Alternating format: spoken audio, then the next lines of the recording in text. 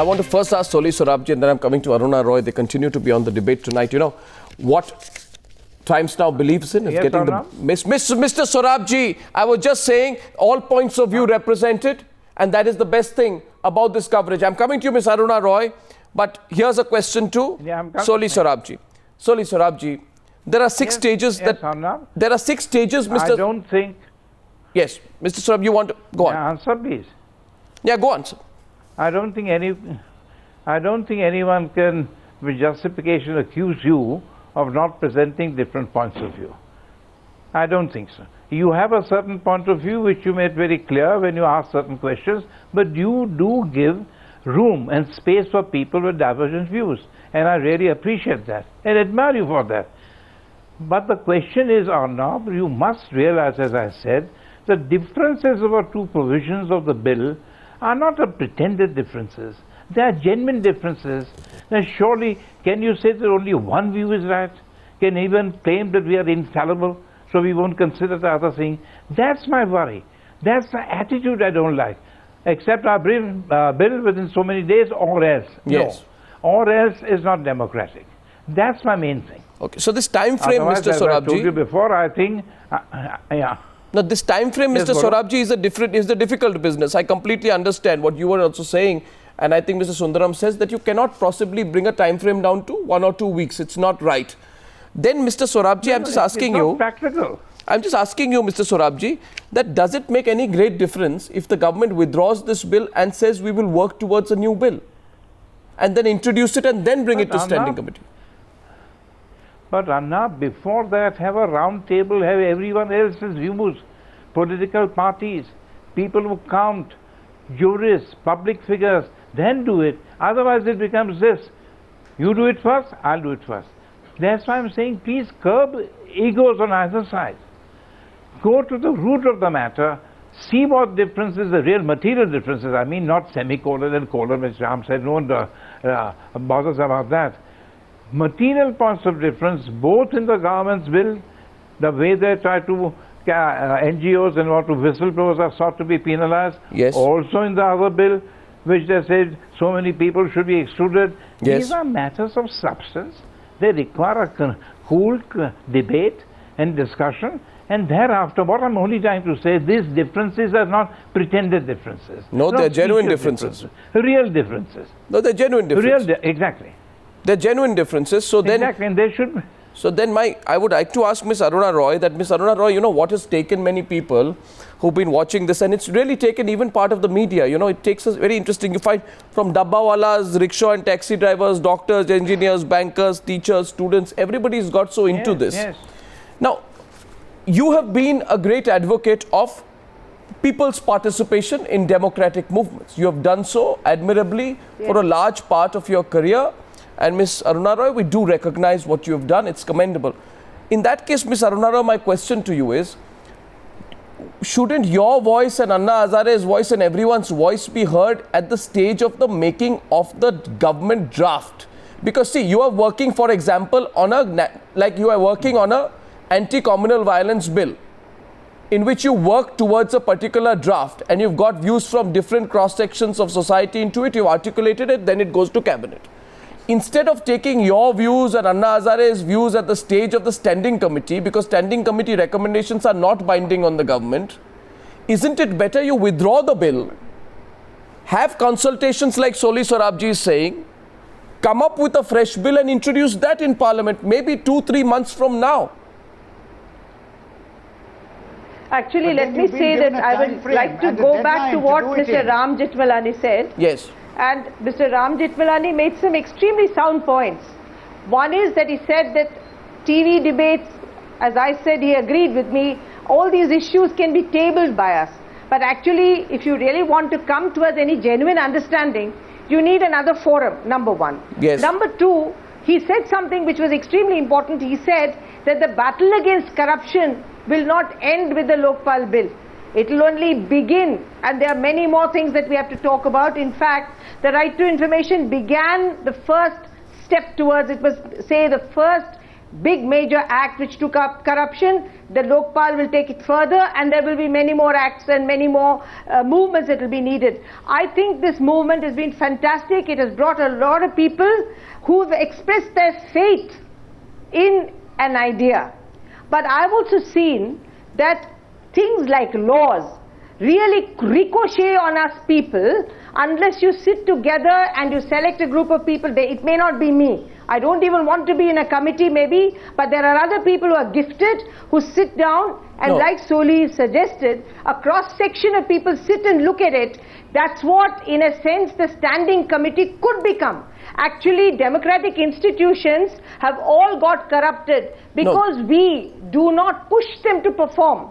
So I'm not saying whether we should withdraw the bill or not withdraw the bill. But as a theoretical issue, if you look at the role of a standing committee, not every bill can have this kind of momentum. But every bill should go before a standing committee. No, it does have to go. The standing committee, by its definition, but no, it has to be. The Right to Information Act was amended 153 times in front of the by the standing committee, and the campaign pushed the standing committee's opinions in Parliament by lobbying. See, there are various roles we have to play. I'm just saying that you must get a cross-section of points of view in. Ms. Aruna Roy, we get a cross-section of points of view in.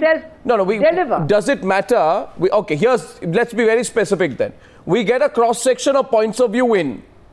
Does it matter whether the starting point is the government draft or your recommendations or Anna's draft? Why can't Anna Hazare's Jan Lokpal be the starting point of negotiations? Mr. Arnab Goswami, I am not the government, and what is your view? I have a lot of quarrels with the government bill. No, does it matter?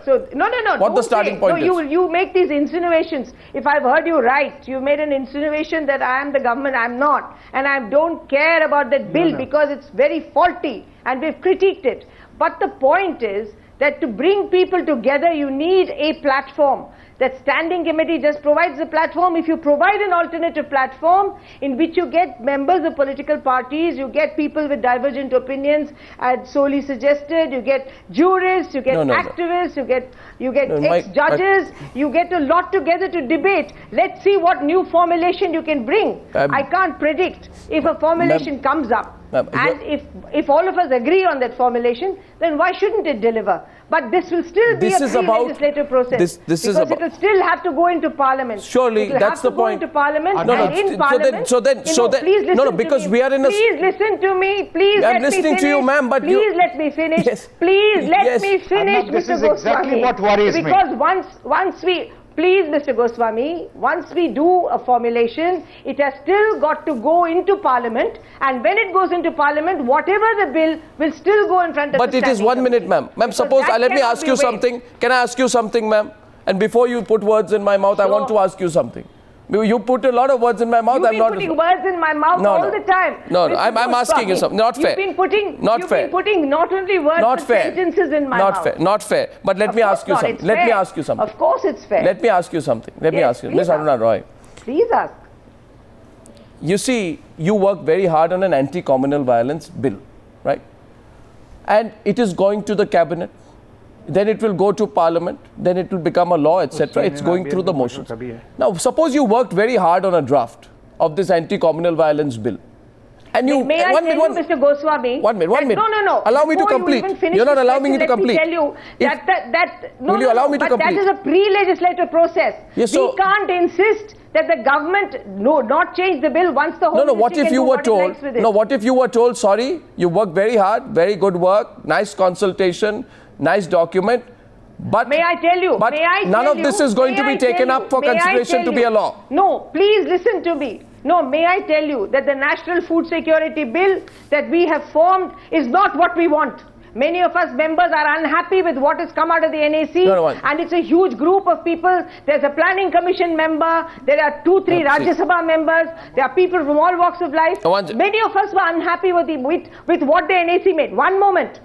Government has changed the bill completely round. It's whittled it to half. Now we'll have to fight the battle. So it is not as if I've had my way. This is a wrong projection you have made. The advisory council is only an advisory council. It's a pre-legislative process. But they listen to you. It cannot and does not influence legislative processes. Ms. Roy, but they listened to you, they gave you a hearing, they're going to take it up in the cabinet, and that's what some people are saying, that just because we have not been appointed, we have not been appointed by anyone, do we not get a hearing? Cannot insist that even the government ministry formulate what it sends. The ministry itself changes it long before it goes into cabinet. But they've not rejected it lock, stock and barrel like the Jan Lokpal bill. No, they've not rejected it lock, stock and barrel. Control. They've not rejected it lock, stock and barrel like the Jan Lokpal bill. You don't understand. No, but you don't understand what you're saying. So I'm saying that we don't have any control over whatever we formulate. Once it leaves the National Advisory Council, it's the property of the government, not even of Parliament. Yes. And government does what it wants with it. Whether it's the National Food Security Bill, whether it is the Communal Violence Bill, or whatever it may be, we don't have any control. Which single NAC draft has not been looked at, Ms. Aruna Roy, by the government at all? Which single NSC draft has been rejected? No, the government looks at it, but the government changes it around. Yeah, but the government completely changes. It. Do you know that the Right to Information Bill, which was sent into the DOPT by NAC 1, was changed so drastically by the DOPT and by the cabinet that we had to have 153 amendments. Okay. Because of public testimony I am aware of in that. the standing committee. I'm aware of that. Now so I'm just telling you that these assumptions are wrong. Okay. I mean, I'm not arguing about the Jan Lokpal. I'm just telling you that what you're stating in a television program in front of millions of viewers, as if you know the whole process, you're incorrect. So I know that there are 6. I know that there are no, see, you can understand and you can come to your own conclusions. Yes. But we don't have any control. Right. Any one member over the bill once it leaves the NAC office. Okay. Now here's a point. Everyone has a point of view. Aryaman Sundaram, before I wrap up. Now tonight we need a resolution. We need a resolution and someone needs to step back. Who should? Arnab, what are we talking about? Someone needs to step back? What does a democracy mean? A democracy means somebody steps back. A democracy means you voice your view. Your view may be the popularly accepted view. It may not be the popularly accepted view. What really worries me about it is you heard such a vehement address given to you just now. The fact is that she has her view. Aruna Roy has her view. It may be a very good view. It may be a view you don't agree with. But the point of this issue of you have to step back. I'm sorry, that's the anathema of a democracy to tell me, now Mr. Sundaram, I think it's time you step back and change your view and no longer voice your view. I think one thing you've got from everybody here, Mr. Sorabji, everybody else, is that the whole issue here is it's not this way or this way. It's not the Anna Hazare group's way or the government bill way. It is something which has to be decided, discussed, much has to be done on it. Yes. And to say that we want a decision right now, a resolution right now, which is exactly what is being done. We have time frames being given, 31st of August to be done. But let us not forget that there may be a very good view by Mr. Anna Hazare, by his team. But there could be other people who don't agree with it. Yes. But they have a right not to agree. The essence of the democracy is the right to disagree. Okay, absolutely everyone does. So does Aruna Roy, so does Anna Hazare, so do all people. The starting point has not been found, but I want to thank you, Aruna Roy, and I want to thank you, Aryaman Sundaram, for expressing your points of view. It's points of view that reinvigorate democracy. And each point of view, including yours and ours, needs to be heard out loud. But it's not us, but the government which will have to find a resolution to this. As Ms. Aruna Roy herself said when she had that news conference on Saturday. Ms. Roy, Mr. Aryaman Sundaram, I was privileged to speak to you tonight. I hope to have you back again soon on Times Now sometime. Thank you very much indeed.